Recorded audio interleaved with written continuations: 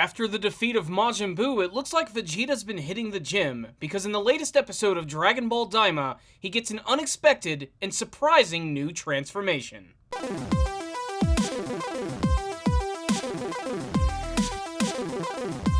Powerful Nerdcast assemble! Stay dandy, baby.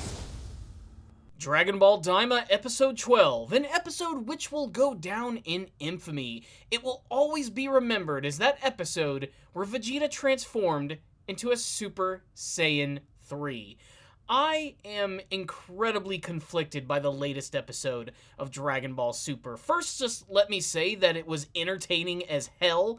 This is definitely some of the greatest action that we have seen from Dragon Ball Daima. It's easily the best looking episode, I mean, no doubt about it.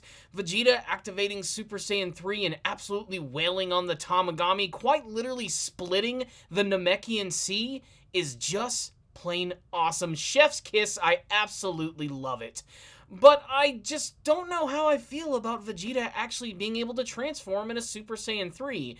I mean, only so many characters have actually pulled it off so far in the series, and while Gotenks was able to do it, Super Saiyan 3 to me was always sort of just like an exclusive Goku transformation, and a transformation that honestly only he should have been able to achieve. Something wholly unique to himself, especially with the implication being that Super Saiyan 3 drains a tremendous amount of energy, and this might actually be the explanation as to why Vegeta never uses it at all in Dragon Ball Super.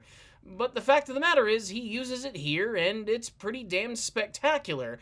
Again, though, like my previous grievances with Dragon Ball Daima, I just wish he wasn't a kid while he was doing it. Especially with him actually using Super Saiyan 3, it almost completely defeats the purpose of these characters being transformed into kids in the first place. I mean, the whole point from Goma's wish was he wanted to make them weaker, but the fact of the matter is, Goku and Vegeta have just been steamrolling the entire demon realm, and even without these transformations, I still wholeheartedly agree that Vegeta probably could have won without this transformation, but Neva just had to step in and power him up with his weird mystical Namekian powers.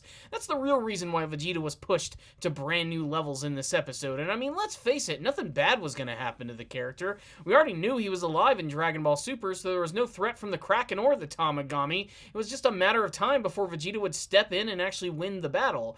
I will say that I am glad that Goku didn't have to bail him out or anything. I just kind of wish the means in which Vegeta actually won this battle would have been a little different. Now, that being said, it's still pretty awesome to see Vegeta actually transform into Super Saiyan 3, because again, it's just never happened before, and it happens for the very first time when he's transformed into supposedly a weaker version of himself, so for me, it's just kind of hard to believe, but, you know, Dragon Ball be Dragon Ballin'. That's just the way that it's actually going to be. Retcons be damned. That's what this entire series is all about. And there's been a lot of conversations around the retcons of Dragon Ball Daima, and every time I say it, I don't necessarily mean it in the negative. I mean, retcon isn't necessarily itself a negative term.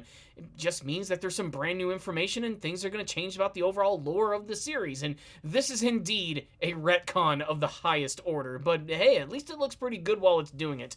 Like I said, the scene where Vegeta actually transforms and splits the sea by beating the crap out of this Tamagami. I especially love the scene where the Tamagami is attacking Vegeta with his trident and he's just effortlessly blocking it with a single finger, very similar to Goku when he met Trunks for the very first time. I also like the fact that his fighting style is highly reminiscent of Vegito, and it kind of sort of implies that Vegeta sort of takes, you know, most of the control when they actually go through that fusion, or at least that's maybe the implication, or at least my personal theory. But the fact of the matter is, while I'm not really completely on board with Vegeta actually going Super Saiyan 3, it does look really cool in this episode, I do have to admit.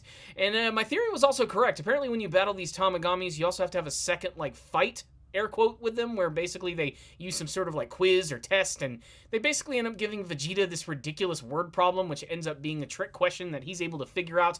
Again, reminding us that Vegeta is not stupid. He's actually a pretty intelligent character, so I actually did appreciate that scene. So Tamagami number 2 is defeated, they get the Dragon Ball, and the adventure can continue.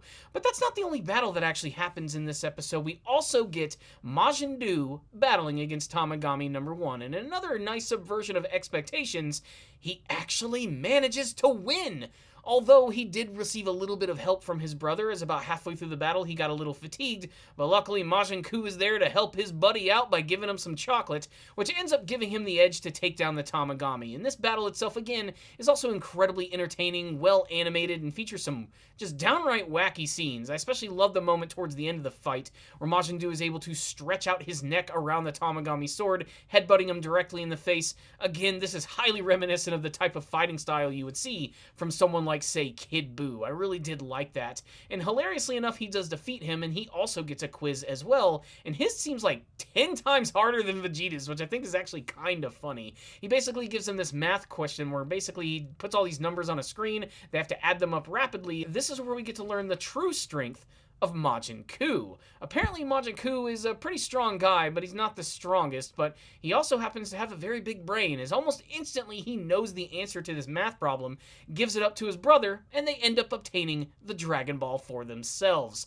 So yes, all of the Tamagamis halfway through the show have been completely defeated, and I am a little disappointed by that, as I did want to see Goku and his friends go up against Tamagami number 1, especially with the implication that he's the strongest of the 3.